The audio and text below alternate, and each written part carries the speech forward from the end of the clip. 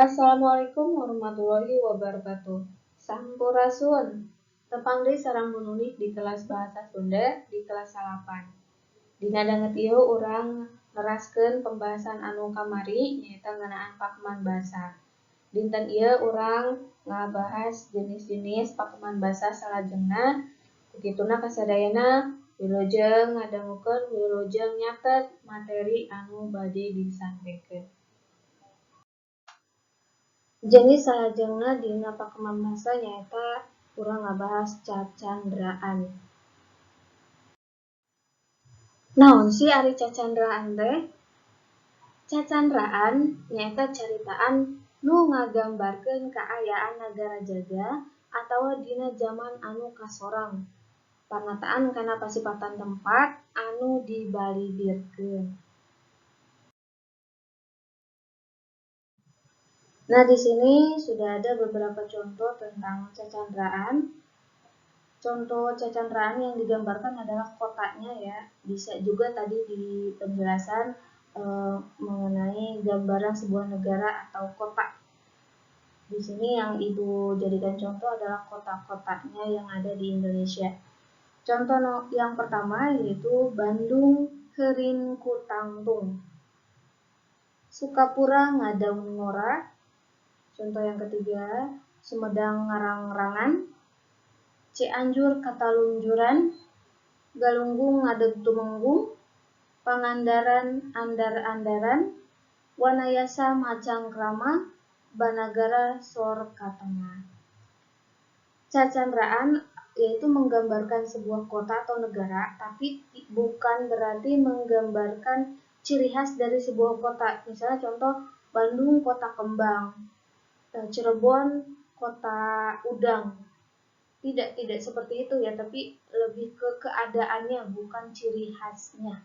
Itu yang dimaksud dengan cacandraan. Jenis pakeman basa yang berikutnya kita bahas tentang uga. Kecap uga katelah hiji omongan anu eusina mangrupa ramalan yen dina hiji waktu bakal aya kajadian boh nu pikagumbiraeun boh nu pikasusaheun. Atau maksudnya kata uga itu merupakan suatu omongan atau ucapan yang isinya tentang ramalan bahwa suatu saat nanti akan ada kejadian entah itu yang menggembirakan atau yang menyedihkan, menyusahkan. Itu uga.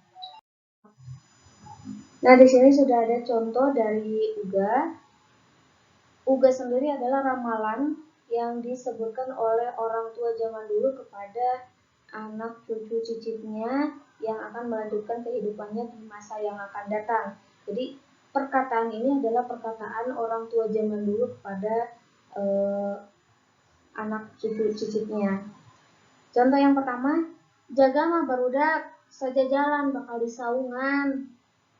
Jadi ini barudak, sepanjang jalan mah nanti bakalan ada kayak transportasi yang teduh, nggak seperti sekarang.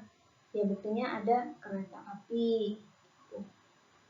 Kemudian contoh yang kedua, jaga mah barudak, gancang carita beja, mun geus aya balabar kawat. Buktinya zaman sekarang ya sudah ada telepon. Jadi informasi apapun itu akan mudah atau cepat untuk diterima. Kemudian kalau misalnya sudah ada balabar kawat tuh jadi penghubung ke internetnya. Contoh yang ketiga yaitu jaga mah barudak, batu turun ke sip naik. Buktinya ya sekarang ada anak yang biasa aja atau bisa dibilang kurang mampu tapi naik pangkatnya, sedangkan anak menak atau anak orang kaya tapi nggak naik pangkat, jadi nggak punya gelar atau nggak sukses gitu. Suatu saat nanti pasti bakalan ada anak miskin yang sukses, sedangkan anak yang orang kaya itu ya nggak bisa apa-apa. Nah, itu kata-kata atau ramalan orang tua zaman dulu kepada anak cucu cicitnya yang akan melanjutkan kehidupannya di masa yang akan datang atau di masa yang sekarang. Jenis pakeman bahasa yang terakhir yaitu kita bahas tentang rakitan lantip. Yang dimaksud rakitan lantip yaitu kecap anu diucapkan maksudna kaditu tapi artinya kadieu, atau kalimat yang salah, yang didengarnya salah, pengucapannya salah, tapi orang yang mendengarnya itu langsung paham maksud dari orang yang mengucapkan katanya yang salah atau kalimatnya yang salah. Contohnya, gedekeun tipina.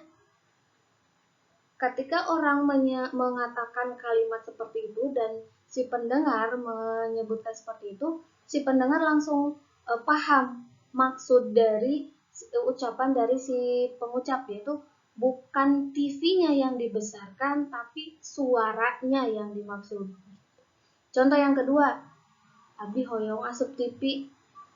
Maksudnya bukan masuk ke dalam benda TV, tapi misalnya syuting atau ikut tayangan dalam sebuah acara TV. Atau zaman sekarang,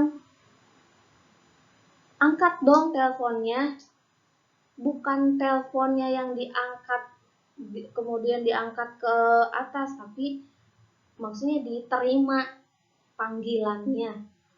Itu dari contoh dari rakitan lantip.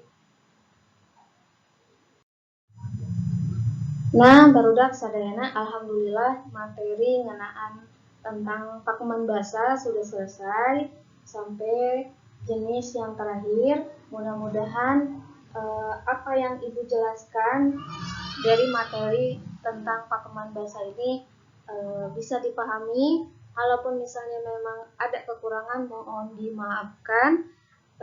Kemudian kalian bisa cari materi yang lebih luas lagi di internet.